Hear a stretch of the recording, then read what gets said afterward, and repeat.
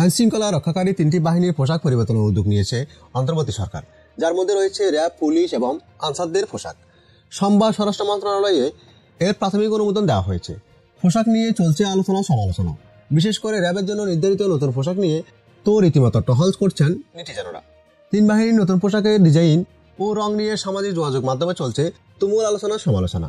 এবার এই সমালোচনায় যোগ দিয়েছেন বাংলা গানের যুবরাজ খ্যাত জনপ্রিয় কণ্ঠশিল্পী আসিফ আকবর। আসিফ তার ভেরিফাইড ফেসবুক পেজের এক পোস্টে 3 বাহিনীর নতুন পোশাকের ডিজাইন নিয়ে কঠোর সমালোচনা করেছেন।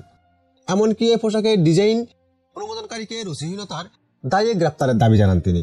মঙ্গলবার রাতে ফেসবুক স্ট্যাটাসে একটি ছবি পোস্ট করে আসিফ লিখেছেন, 3 বাহিনীর এই পোশাকের ডিজাইনের অনুমোদনকারী এবং সংশ্লিষ্ট কর্তৃপক্ষকে চিকিৎসার জন্য রুচিহীনতার অভিযোগে দ্রুত গ্রেপ্তার করা হোক।